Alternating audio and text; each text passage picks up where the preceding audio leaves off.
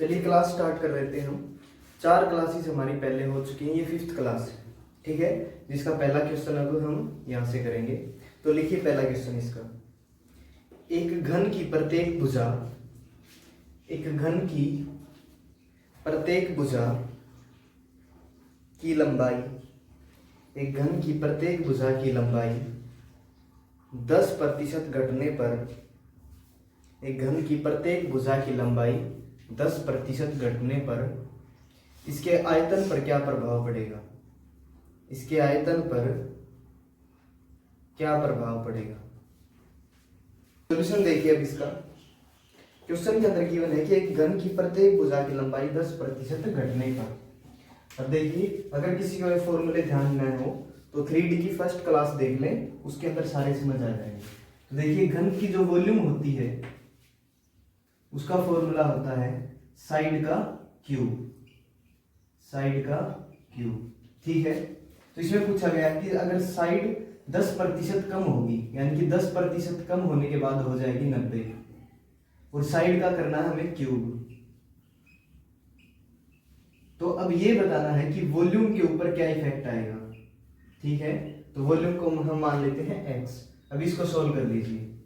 अगर इसको सोल्व करेंगे तो ये आएगा 9 का क्यूब आएगा 729, और एक जीरो बची है तो पीछे जीरो, और नीचे बची है 2 जीरो, और वहां पे है x, ठीक है। एक जीरो से ये जीरो कैंसिल, और इस जीरो का यहाँ पे आएगा पॉइंट, यानी कि 72.99 x की वैल्यू 100 से कम होके हो गया ये 72.9। अगर 100 में से मैं इसको घटाऊंगा तो ये आएगा 27.1%, यानी कि 27.1% क्या होगी? डिक्रीज, क्योंकि पहले 100 थी, अब होगी 27.1%। इसको हम दूसरे तरीके से भी कर सकते हैं। जब भी फ्रैक्शन इजी देगा तो हम उसको 2 तरीके से कर सकते हैं। अगर फ्रैक्शन मुश्किल होगी तो सबसे बेस्ट मेथड यही है। अब देखिए, अगर साइड के ऊपर इफेक्ट आएगा कितना? 10% कम, 10% होगी वो कम, यानी कि पहले रही होगी 10 और 1 कम होके होगी वो 9। पहले 10 रही होगी, फिर होगी 9। तो साइड का क्या करना होता है हमें? वॉल्यूम जब भी निकालना हो तो उसका करना पड़ता है क्यूब, यानी कि अगर मैं 10 का क्यूब करूं तो वो आएगा 1000, 9 का क्यूब करूं तो वो आएगा 729, ठीक है।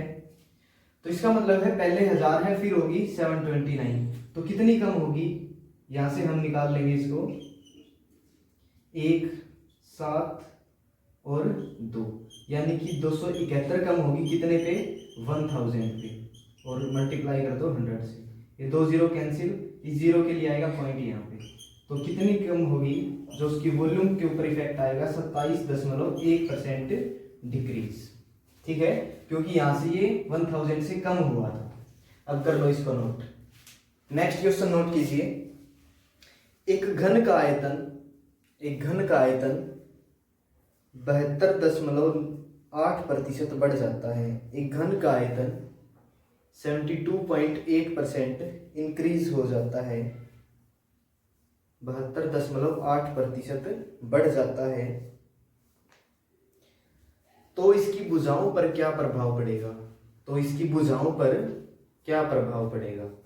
सॉल्यूशन देखिए अब इसका। क्वेश्चन के अंदर गिवन है कि इस बार आयतन 72.8% इंक्रीज हो जाता है। घट जाता है या बढ़ जाता है? बढ़ जाता है। तो 100 से बढ़ गया कितना? 72.8, तो हो गया 172.8, ठीक है। तो अब साइड के ऊपर क्या इफेक्ट आएगा, ठीक है। अगर साइड के ऊपर इफेक्ट निकालना है तो बस इसको सोल्व कर लीजिए, आंसर आ जाएगा। इस पॉइंट को हटाने के लिए मैं लगा देता हूं यहाँ पे नीचे 0, ठीक है। अब ये है 3 जीरो, तो यहां से काट दो 3 जीरो, काट दी, और x का हो गया क्यूब, और नीचे है 2 और एक 3 जीरो, ये डिवाइड में है, अगर उधर जाएगा तो मल्टीप्लाई, तो 1728 इंटू 1000। अगर इसका अब क्यूब हटाना है तो इसका करना पड़ेगा क्यूब रूट, यानी कि पावर 1/3। तो ये होता है 10 का क्यूब, और ये कल ही मैंने बताया था कि ये होता है 12 का क्यूब। तो x की जो वैल्यू आएगी क्यूब हटने के बाद, दोनों साइड 1/3 कर दी थी पावर, तो ये आएगा 120, यानी कि 100 से होगी 120। तो कितने प्रतिशत इंक्रीज? 20% इंक्रीज हो जाएगी इसकी साइड। ठीक है, करो। नेक्स्ट क्वेश्चन नोट कीजिए। एक बेलन की त्रिज्या 40% बढ़ जाती है। एक बेलन की त्रिज्या 40% बढ़ जाती है और इसकी ऊंचाई 50% घट जाती है। और इसकी ऊंचाई 50% घट जाती है तो इसके आयतन पर क्या प्रभाव पड़ेगा? सॉल्यूशन देखिए अब इसका। क्वेश्चन के अंदर गिवन है कि एक बेलन की त्रिज्या 40% बढ़ जाती है। तो पहले हमें ये पता हो, इसके अंदर हमें बताना है कि वॉल्यूम के ऊपर क्या इफेक्ट आएगा। तो सिलेंडर ऑफ जो वॉल्यूम होता है, वॉल्यूम ऑफ सिलेंडर वो होता है पाई आर स्क्वायर एच। तो जो इसके ऊपर इफेक्ट आएगा तो उसके अंदर हमें पाई को काउंट नहीं करना होता, तो पाई के ऊपर कोई इफेक्ट नहीं आता। अगर इंक्रीज होगा तब भी पाई ही रहेगी इसके अंदर। ठीक है, तो जो इफेक्ट आएगा वो आएगा आर स्क्वायर और एच के ऊपर। ठीक है, क्वेश्चन के अंदर गिवन है कि जो इसकी त्रिज्या है वो 40% बढ़ जाती है। तो यानी कि 40% अगर इंक्रीज होगी तो 100 से होगी 140। तो 2 बार लिख लेंगे क्योंकि आर का स्क्वायर है, आर 2 बार है इसके अंदर। जो एच है वो 50% घट जाती है, यानी कि जो ऊंचाई है 50% कम होगी तो वो रह जाएगी 50। अब बताना है कि जो वॉल्यूम के ऊपर इफेक्ट आएगा वो कितना आएगा। ठीक है, इस 100 से ये 100 कैंसिल, 2 0 से 2 0 कैंसिल, इस 0 से ये 0 कैंसिल। अच्छा, ये 5 से ये 2 और 2 से ये 7, 14 गुना 7 98। यानी x पहले 100 था, अब हो गया 98। तो 2 क्या हो गया? कम, यानी कि 2% डिक्रीज होगी। जो इसका वॉल्यूम है वो 2% डिक्रीज होगा। करिए इसको नोट। नेक्स्ट क्वेश्चन लिखिए। एक बेलन की त्रिज्या 13% बढ़ जाती है। एक बेलन की त्रिज्या 13% बढ़ जाती है, तब इसके आयतन पर क्या प्रभाव पड़ेगा?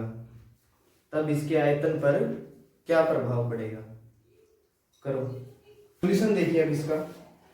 क्वेश्चन के अंदर गिवन है कि बेलन की त्रिज्या 13% बढ़ जाती है तो आयतन पर क्या प्रभाव पड़ेगा। तो इसके लिए कंफ्यूज ना हो कि इसके अंदर हाइट नहीं दी है, यानी कि हाइट पहले भी सेम रही होगी, उसके बाद भी वही रही होगी, जितनी यहाँ पे है उतनी वहां पे। तो जैसे पाई को नेग्लेक्ट कर देते हैं हम, तो इस बार वैसे ही हाइट को भी नेग्लेक्ट करते हैं इसके अंदर। तो यानी कि जो इफेक्ट आएगा वो सिर्फ आर स्क्वायर के ऊपर आएगा। तो आर कितनी बड़ी है? 13%। तो 100 से बढ़ के होगी 113। ठीक है, ये आ गया आर के ऊपर इफेक्ट। अब बताना हमें कि वॉल्यूम के ऊपर कितना इफेक्ट आएगा। तो सिर्फ ये ऐसे ही करना है क्योंकि उन दोनों के ऊपर इफेक्ट नहीं आएगा। तो इसको कर दो कैंसिल। अब 113 और 113 की कर दो मल्टीप्लाई। तो ये आएगा 9 3 3 1 1 3 1 1 3 9 6 7 2 1, यानी कि 12769 डिवाइड बाई 100 और ये है x। अगर 2 0 है तो यहाँ पे लगा दो पॉइंट। तो 100 से बढ़ के कितना हो गया? 127.69। तो कितना बढ़ गया? 27.69% इंक्रीज। ठीक है, मैंने बताया था कि अगर 2 ही बार आए उसका यूज, यानी कि जो इंक्रीज होती है, जो इंक्रीजमेंट होती है वो अगर 2 ही बार हो तो सक्सेसिव का फॉर्मूला यूज कर सकते हैं हम। वो मैंने पहले भी बताया था, x + y + x × y / 100। यानी कि पहले 13 बढ़ी, फिर भी 13 बढ़ी और प्लस 13 गुणा 13 और बटे 100। 13 और 13 26 प्लस 13 गुणा 13 169 डिवाइड बाई 100। पॉइंट लगा दो यहाँ पे। तो 26 और 1 27, 27.69% इंक्रीज। ठीक है, तब इसको हम ऐसे भी कर सकते हैं और ऐसे भी कर सकते हैं। ठीक है, नोट कर लो।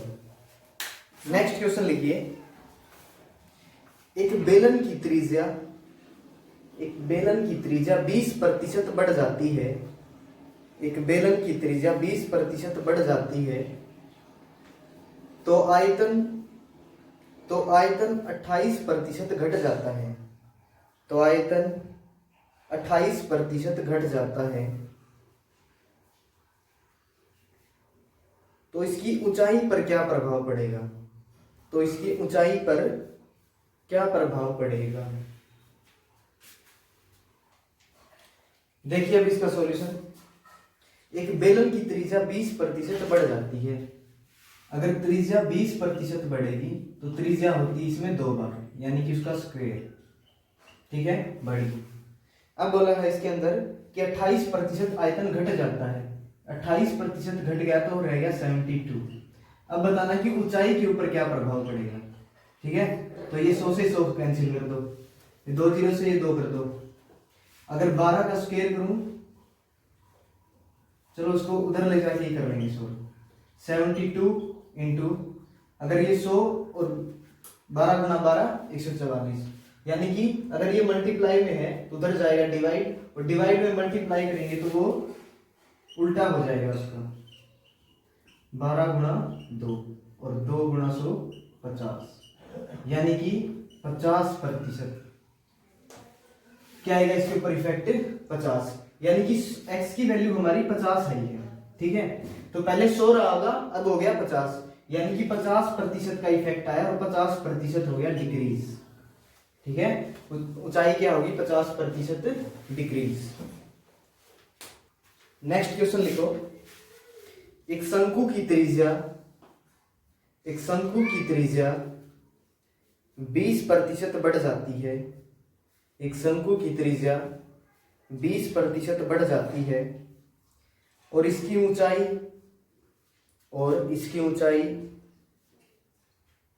50% बढ़ जाती है और इसकी ऊंचाई 50% बढ़ जाती है। तो इसके आयतन पर क्या प्रभाव पड़ेगा? करो सॉल्यूशन देखो अब इसका।